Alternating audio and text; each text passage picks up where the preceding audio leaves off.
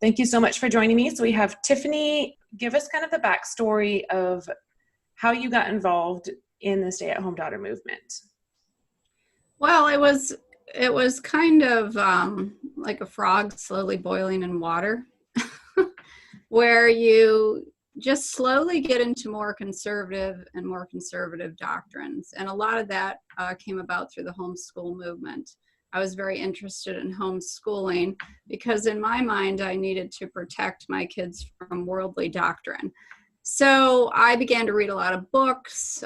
Some of those books came out of Vision Forum. And there were some other influences among other women in the church. So I kind of made the decision that, now, education for my daughter is not that important. So, an eighth grade education is okay because as long as she can be a good wife and mother, and go to church and follow God, it's not that big a deal. So it wasn't a long phase that I went through it, but it was long enough that it did some damage. So we kind of had an awakening of the psychological and emotional damage that these doctrines that we were embracing were doing. And that was through just anxiety and depression that I was going through, that my kids were struggling with. And I just began to seek answers. And as I began to seek those answers, I began to question the things I was believing. And I'm very open in my parenting, so I just kind of shared those questions with the kids, like, maybe what I've been teaching you, what we've been doing isn't right. And so a lot of us began that same exploratory process and analyzing our belief systems. And as we came out of it, that's when I began, to see the big mistake I made is my daughter now struggled to get a basic high school education because she was basically, I had taught her for that time that her focus was to be on, you need to cook good, play the piano so you can play in church, clean, know how to manage a home. And there was a lot of friends who kind of gave that push for, this was a really interesting thing. There was a lot of women with large families, and I can think of one in particular, but she would always criticize me and push me to give my daughter more and more responsibility around the home, that the oldest daughter or daughters should be taking care of most of the home, which now frees the mother up more and more. It was almost like you were raising, looking back on it now, it's almost like you were raising someone into servitude. And then they stayed in that position of servitude until they found a husband. And sometimes, like with this particular family that I have in mind, I think the daughter was in her late 20s and just had no freedom, no mind of her own, no life of her own, didn't drive, couldn't go out without her parents. She was basically a slave and a servant to her mother and her household until the time she got married. I don't know if she ever did. It was very sad, in retrospect. So having a career as a woman in this situation, what would have been people's thoughts on that? Or what would have been your thoughts on that, Tiffani, at the time? Oh, it was something that it was amazing because, there's kids out there that shoot heroin and do all sorts of really dangerous things. And in our little enclave, having a daughter that would choose a career was like a horrible thing that you'd be put into the prayer circle over, and you'd be a rebellious wife or daughter. And so it definitely, our dream was that our daughters would marry a very godly man, preferably a preacher or something like that. And they would sit in their dress and play at the piano in front of church every Sunday and sing in a lovely voice. And we could feel like we did a good job as parents. There was sort of this image put forth of what godly parenting looked like. And the Bible verse was always put forth, train up a child in the way he should go. And when he is older, he will not depart from it. So you were sent the clear, distinct message that it's your job as a mother to absolutely ensure that your children follow a given path. If they choose not to follow that path, you obviously screwed up. And so there was a real deep sense of shame if you digressed from the norm, the standard that was put forth. The most extreme version, I think, of that was promoted by Vision Forum and a couple other groups. Jonathan Linval was another one that he actually promoted arranged marriages, I believe, for or mothers and fathers picking a spouse for their daughters.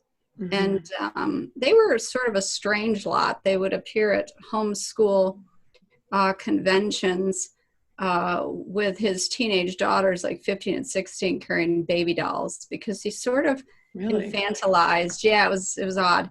Infantilized his children and kept them young longer. And then ironically, there's another movement within the homeschool circle to create rapid maturity, that our culture, the worldly culture governed by Satan, wanted children to remain children too long.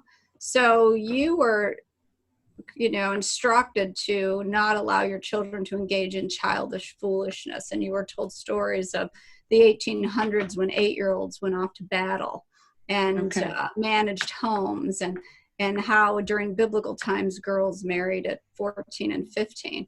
So you were expected that by the time your daughter in particular was, 13, 14, that she could manage a home, handle these responsibilities, she could cook well, not that we were marrying our kids off at 14 or 15, but that was, an ideal that was expected. And amazingly, within those groups, girls often do marry, like 18, boom.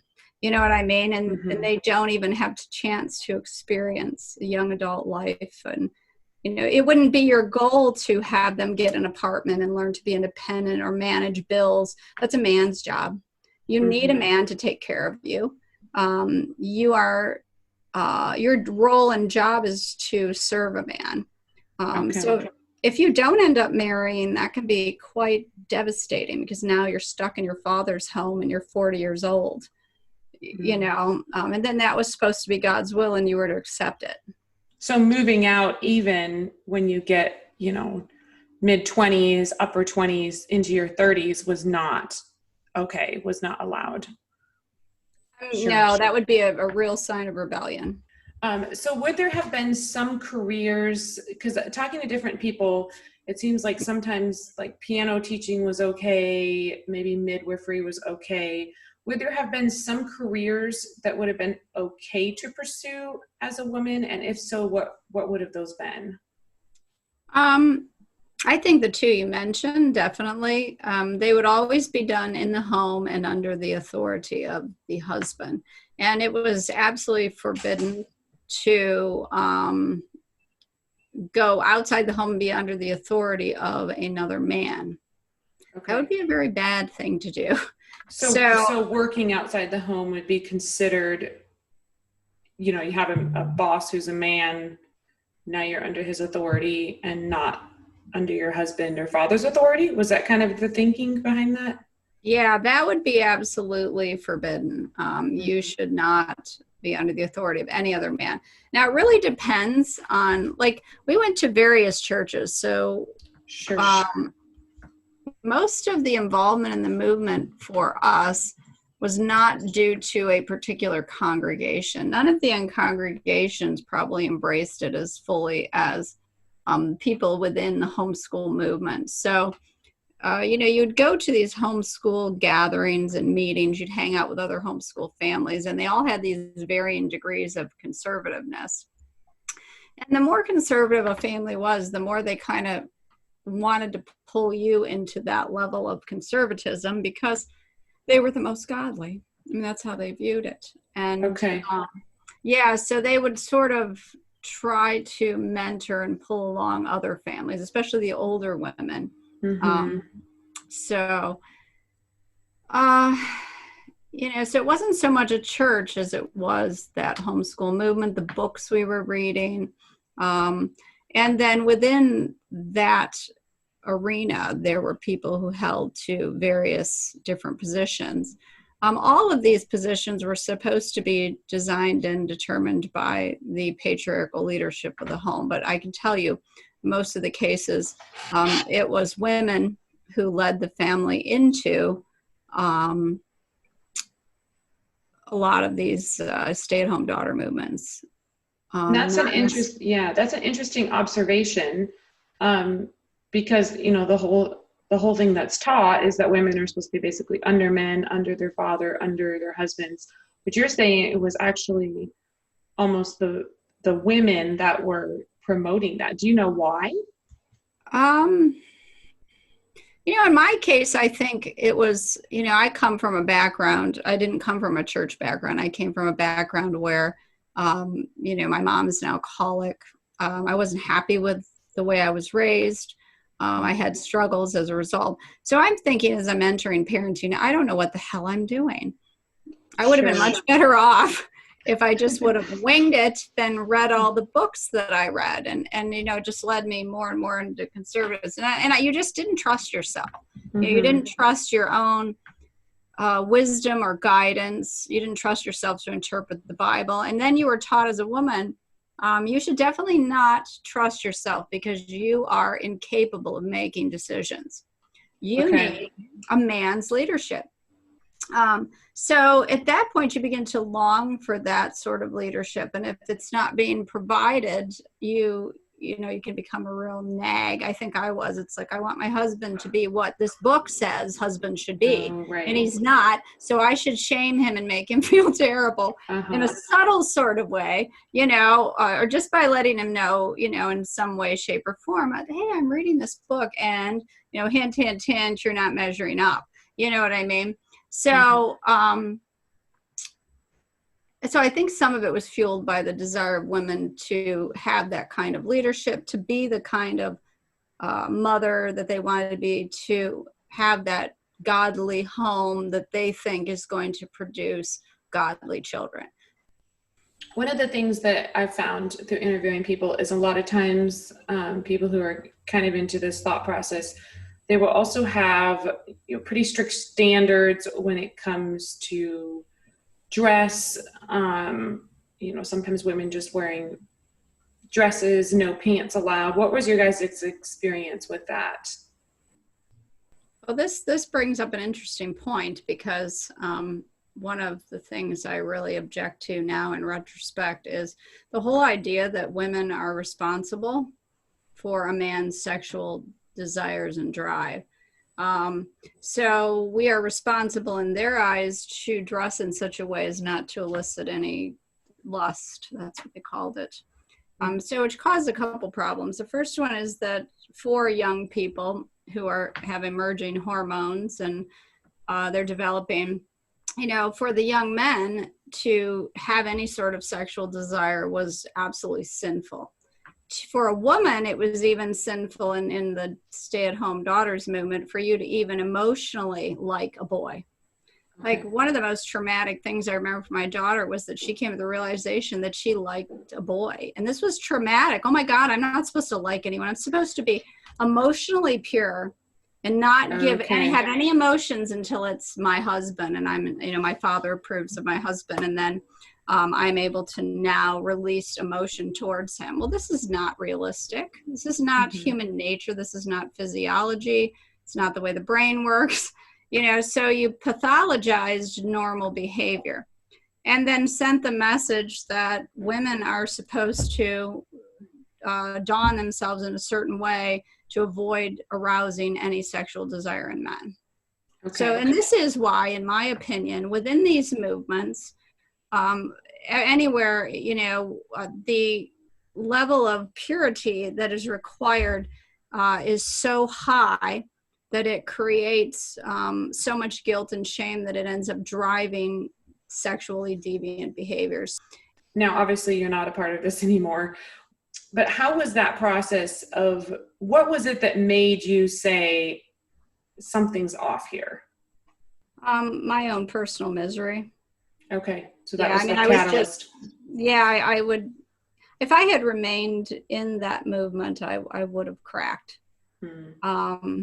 And at first you begin to seek answers for your misery within the movement by going to the church leadership and saying, I'm so depressed. We don't want to do that too often because you get immediately judged. Well, you're not trusting God. Okay. Well, how do you trust a God that basically commands you to be enslaved as a woman, that tells you you have no worth and value? I mean, that's what we were taught. Mm-hmm. So that would, your view of God. And then you're told to trust him.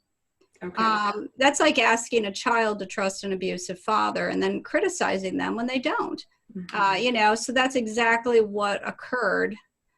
So then I had to say to myself, is this the way it really is supposed to be? I'm either going to crack mentally or physically. I had a lot of health issues. Okay. They were all, I had determined stress related. My doctor had determined stress related. I had chronic headaches, skin problems, food allergies, massive fatigue, depression, anxiety. I'm looking around me and the other women aren't faring much better. And one of the pastors at one church we attended actually said, the name of the church, good for the soul, bad for the body, because so many people are sick. Oh my. And he would joke about pitch. he would joke about that, and of course he didn't think that was relevant, but looking back on it, I think it was relevant. The amount of stress you lived under psychologically was absolutely oppressive. Okay. It was just a constant state of fear. What would you say to people who are thinking, you know what, like maybe they hear about this, like this makes sense that a woman can be under her father and then move under her husband, and I really like this structure. It sounds like it's got some benefits to it. People who are thinking of joining this movement, what would you say to them? It is the most damaging thing to shut yourself off from all ideas except one. That is the definition of being in a cult. Our viewpoint is right, all others are wrong. And that's what you're essentially doing, is creating a cult-like environment for daughters to be raised in, where they can't think of any other lifestyle being acceptable except the one that we're taught. And one of the things I tell people now is that if your faith can't stand up to any scrutiny, it's no faith at all. So if you cannot hear an opposing viewpoint without being swept away into it, your original belief probably wasn't very strong. It's almost like we want to protect, we wanted to protect young people from any sort of cognitive dissonance, because when that happens, they instantly begin to think, and that's really being mature. Being a mature adult is, if you think about it from a political perspective, you should be able to look at both sides of a political issue and say, okay, what are the merits if I take this position and this position? It creates a narrow, closed-mindedness that's just damaging in every area of life. And you see the repercussions in the behavior of these. I mean, the churches we're involved with that were the most conservative, were the most unloving, judgmental, harsh people that you would ever want to meet sometimes. No compassion, no empathy. Not quite as bad as the Westboro Baptist Church people that carry the signs, Sure. And they're like the absolute extreme end of that. But, we were just milder versions of that sort of hatred and closed-mindedness. It's just, look at those people and ask yourself if you want to be on that spectrum at all. Okay, so any just closing thoughts, something you felt like wasn't shared that should have been shared? I think that, if people are considering raising their daughters in this movement, I mean, anyone who seriously considered that would view the fact that I'm even wearing a tank top as something that's absolutely horrendous, so they're not probably going to listen to me. And that's the sad reality of it, is they're so sequestered at that point from society that and taught and brainwashed to not consider other viewpoints. But this, I just say, to take that challenge to consider other viewpoints, because the psychological damage is long-term. I mean, if you look at even my own children, my youngest daughter is now 13. I have 6 children. And Okay, she wow. pretty much, she did not experience much of what Gracie experienced growing up. And she has at 13, like the belief that she could just do anything, she wants. She's got self-confidence. She can speak up.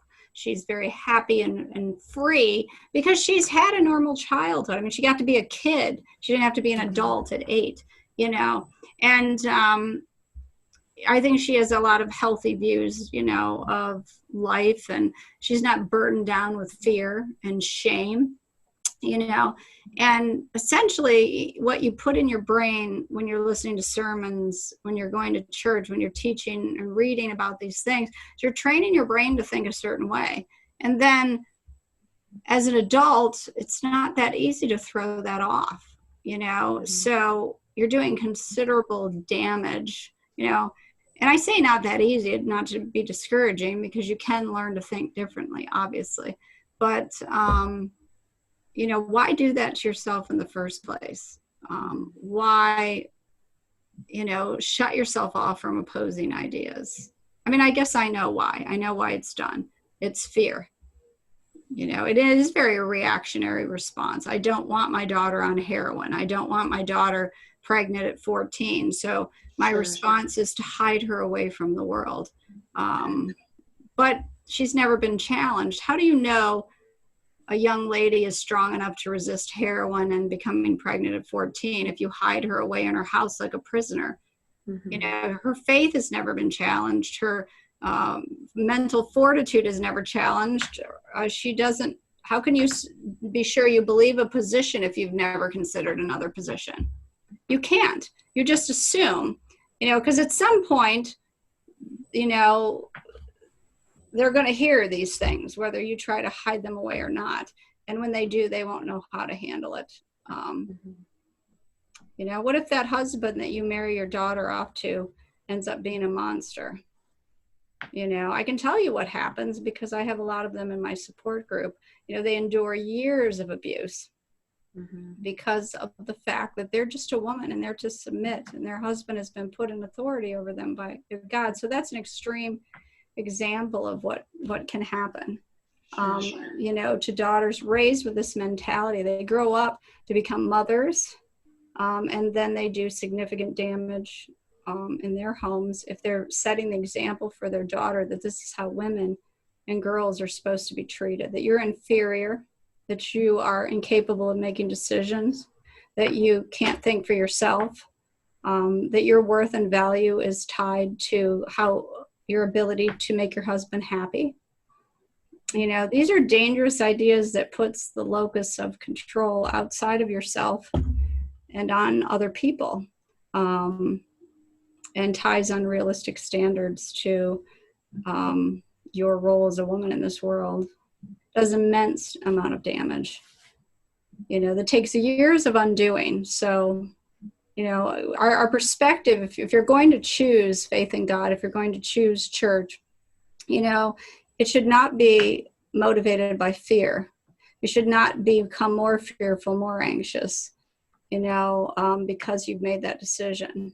You should be a better person and not struggling with depression and anxiety. And if people want to enter that movement, then they need to really pay attention to their emotional indicators and say, am I becoming more depressed and anxious? I guarantee you at some point, it's most likely you will. And that's the warning, if you believe psychologically toxic ideas, there will be repercussions. And so if you decide to enter that movement anyway, when they start appearing, maybe remembering that is the reason. Because, healthy beliefs don't produce psychological misery. And that's all that I saw within that movement. There was very few happy women and young girls and children. If you look at the people that raised the children, like, when we were raising children, most of those are adults now. But I can't think of a single person, young person who's following that today that was raised like that. If this was such a great lifestyle, why aren't the kids adopting it? They've all rebelled against it.